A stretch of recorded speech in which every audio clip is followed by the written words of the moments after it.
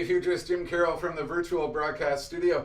I've been asked to talk about supply chain issues. Now, look, I've been running this series for quite some time called Ask a Futurist, where I take on some of the questions that people ask me. And I just had someone come in from the news media asking me to respond to a video interview about what's going on with all this supply chain volatility. Now, I've done a tremendous number of news interviews over the years, and I thought, rather than typing out responses, I might as well turn this into a show to talk about supply chain issues and volatility and what's with all the global shortages and all these headlines that we're seeing, to sort of go behind the headlines to put some context on the reality of what is occurring. This is the type of thing that I've spoken on stage for a long time around the world.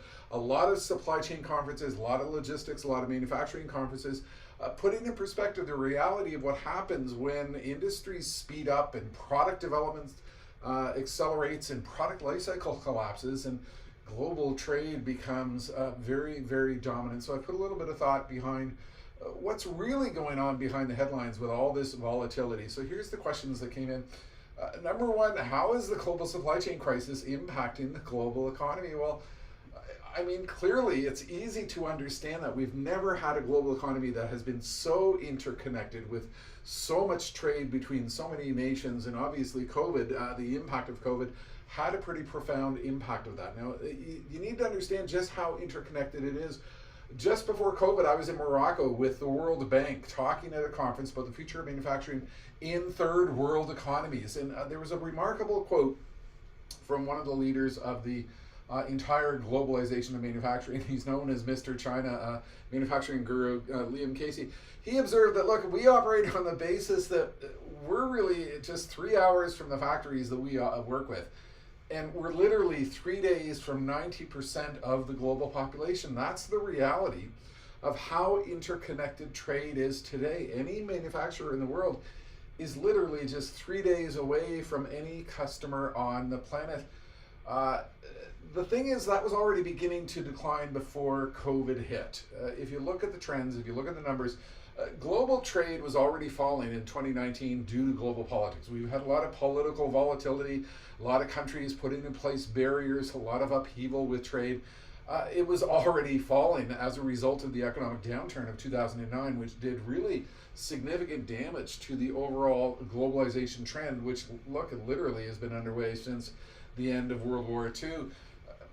The fact is, global supply chains were already stopping their expansion after 2008, after this big global economic downturn. So we had massive globalization, but it was already beginning to decline. And when COVID hit, boom, a massive impact. We saw global trade shrink by 9.2% through 2020, with the early stage of what is now a 2-year-long pandemic.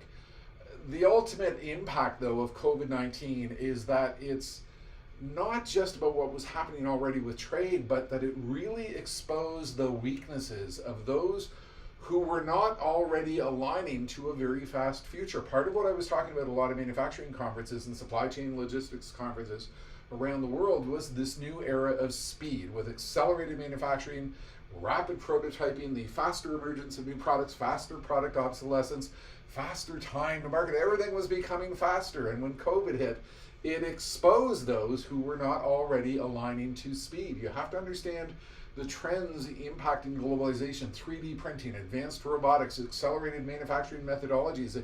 If we look at the world of manufacturing, which is behind a lot of this global trade, it was already in the midst of very significant trends. And that's what I was covering when I was with the World Bank over in Morocco. Look, I had individuals in the manufacturing sector on a panel after my keynote from Vietnam, from India, from Indonesia, and we were talking about the reality of global trade and what they had to deal with as manufacturers. And one of their key messages was, we need to be faster. We need to be organizations that can keep up with the speed of change.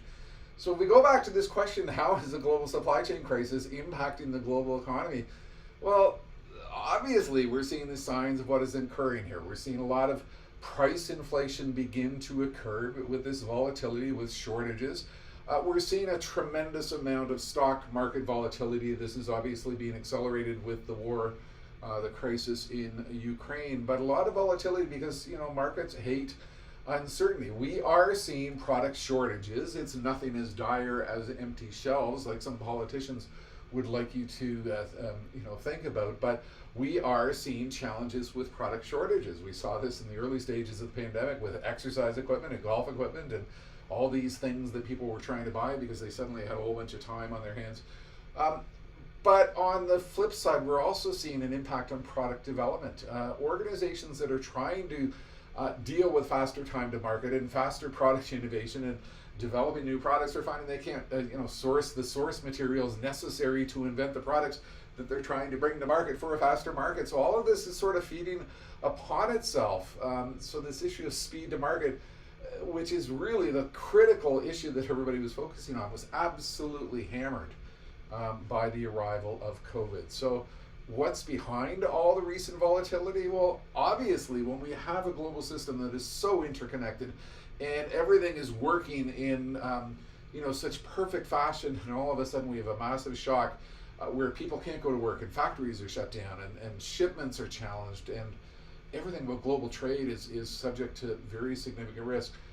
Obviously, things begin to break, and I wrote about this in a blog post quite some time ago where I put in perspective the reality of what was going to occur. Look, it's pretty clear that supply chains are broken. And that's why any discussion today is all about resilience and backup and multiple sourcing. If you look at the early days of COVID, some companies have strategies in place that they were triple sourcing or quadruple sourcing product. They sort of shifted into a mindset of moving away from just-in-time inventory to just-in-case inventory. Fast trends highlighted the weaknesses that they had in place. Think about the rush to e-commerce and the rush to faster logistics and online shopping, and all of a sudden organizations had to pick up the pace with what they were doing with their supply chains because there were sudden new demands on the supply chains that didn't exist previously. We saw a lot of weaponization of global trade. I mean, there was scrambling for PPE and surgical supplies and all of the stuff that we needed to deal with the early days of the pandemic and the battle over vaccines. We saw a lot of globalization of we saw a lot of weaponization of global trade, and that certainly has had an impact on globalization. The result of that is that some governments put in place new barriers that tried to prohibit trade or put barriers in front of trade, and so there's a lot of trust that was broken in the early days of the pandemic, and that has only increased the volatility that is around, and that's why we've seen a lot of talk about globalization. That's we've seen a lot of talk of companies trying to pull back some of their sourcing of products from global countries and pulling it back into their countries, deglobalization, as it were. So I think what is happening here is we're seeing trade patterns being forever transformed by the reality of what is occurring. I sort of missed a slide there. If we think about where this takes us now, going forward into the future, what does it mean? Well, really it's the shift from just in time to just in case. It's not just that though. What it has done is it's highlighted the fact that a lot of industries simply haven't kept up to pace with the reality of what is occurring. And I'll give you an example that I've used frequently, which comes from the automotive sector.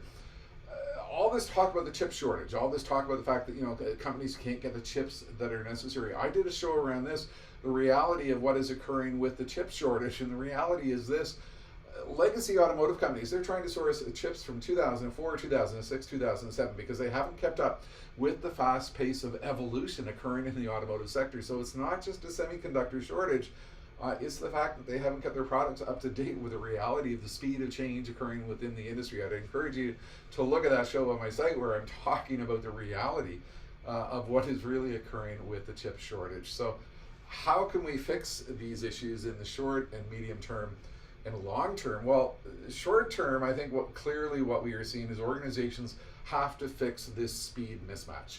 They're continuing to figure out how do we align to a world of faster change, not just the impact of COVID, but the fact that faster time to market and faster product development and faster prototyping and faster shifts in consumer demand. All of these things are demanding new speed, and so that demands a new style of thinking when it comes to supply chains. But it's not just that. It's fixing the issues that they have where they're trying to bring old products to market in a world of fast product change. So what are the technologies and investments that can help us future-proof supply chains? Well, Last year I wrote this post that I said I really think that what is necessary is organizations are going to have to put in place what I would call, for lack of a better phrase, a chief resilience officer.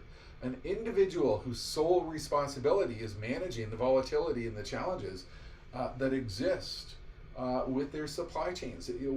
We've got to increase the importance, obviously, of trying to deal with the reality of the issues that are occurring here. And I think we're starting to see a lot of organizations do this by really making resilience and dealing with volatility core to their entire future going forward. Because as we know with the future, the only thing that is certain at this point in time is uncertainty. It's not just that, though. It's faster ingestion of new trends, new ideas, new capabilities. And if we look at the manufacturing sector, 3D printing, the Internet of Things, artificial intelligence, advanced robotics, all these technologies which fundamentally change what we do and how we do it. I covered a lot of this last year in a video that I put out about what is the real trend underway with globalization, what can we expect going forward, and what do you really need to think about. And I'm going to close off this segment by replaying this because I really think it provides some good concrete insight into the reality of the challenges and opportunities that exist with globalization. That's it for now. Futurist Jim Carroll from the virtual broadcast studio. Futurist Jim Carroll from the virtual broadcast studio, and I'm having a tremendous amount of fun with my new Ask a Futurist video series. What I'm doing is I've got a section on my website, ask.jimcarroll.com. You send in your questions and I'm going to take them on in the context of the trends that surround us in our world today. Now, the one that came in this week that really caught my attention is what's the future of globalization?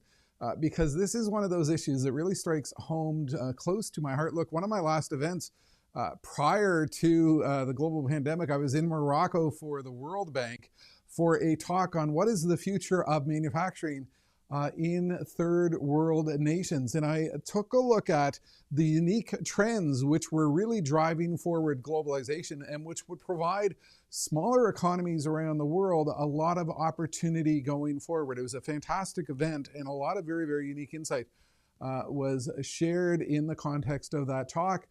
Well, obviously the global pandemic has changed everything that we've been talking about in terms of where we're going with the global economy. So this is a really good topic to take on. And that's what I'm doing with my Ask a Futurist video series. I'm working down here in my virtual broadcast studio to take on the topics that are unique, that really resonate with people, that try to focus in on what we need to do to align to a new reality. And look, here's what we know about what has happened with globalization. Number one, supply chains are broken. You've seen this with everything that has happened with electronic commerce and online shopping and retail.